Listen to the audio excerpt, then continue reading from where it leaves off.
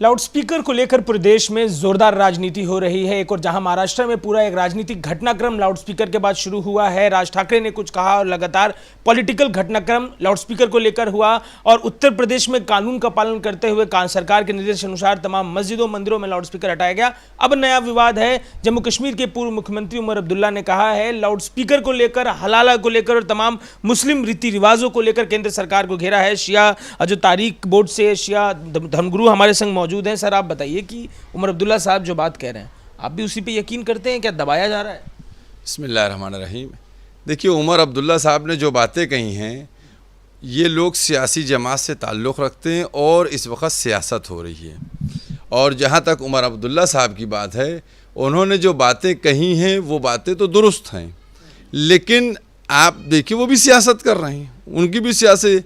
अगर आप देखिए पिछले 7 साल में 3 तलाक, हलाला, मीट की दुकानें बंद होंगी। और जो उमर अब्दुल्ला साहब ने कहा वो हलाल मीट के लिए कहा है। मीट की दुकानें बंद होंगी, हनुमान चालीसा, उसके बाद माइक, अजान, मदरसा, यही सब चीज़ें रह गई हैं, हिजाब। तो मैं कहना ये चाहता हूँ कि इतना बड़ा मुल्क है, यहाँ पर क्यों नहीं पेट्रोल के सिलसिले में बात की जा रही है?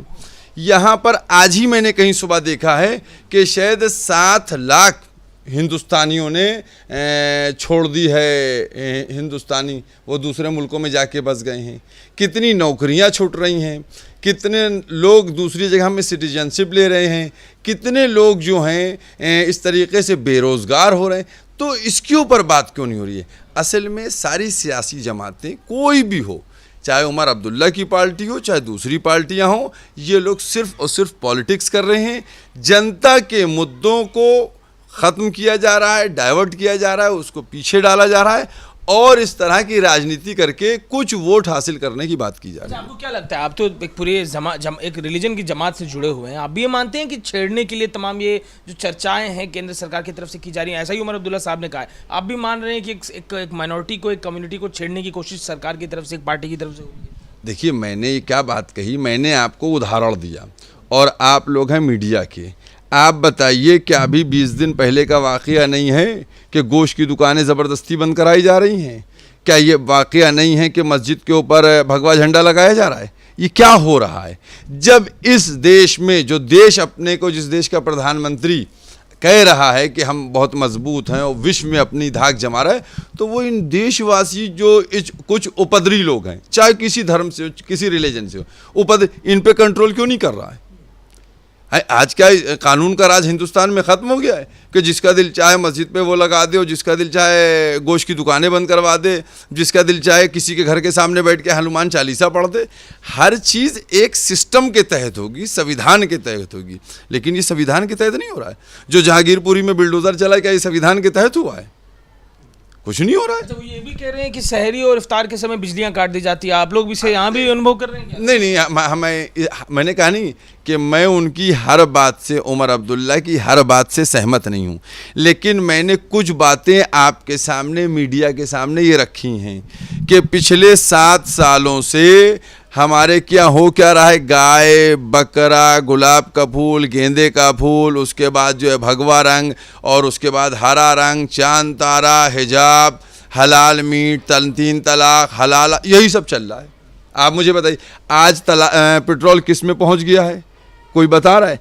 कल हमारे प्रधानमंत्री जी आए, आने के बाद उन्होंने सारे राज्यों से कह दिया, भाई आप मीटिंग बुला के कहिए, वो तो उसमें भी सियासत हो रही है। भाई कुछ राज्य राज़ी होंगे, कुछ राज्य राज़ी नहीं होंगे, कुछ कहेंगे, कुछ कहेंगे। जनता पिस रही है, जनता जो है उसका उत्पीड़न हो रहा है।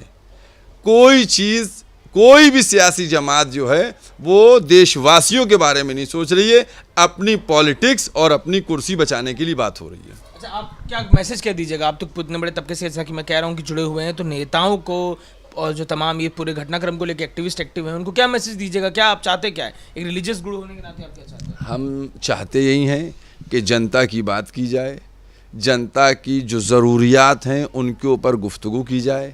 हमारे प्रधानमंत्री जी जो पूर्ण बहुमत से हैं, जो सबका साथ, सबका विकास, सबका विश्वास की बात कर रहे हैं, उनको सबका विश्वास जीतना चाहिए।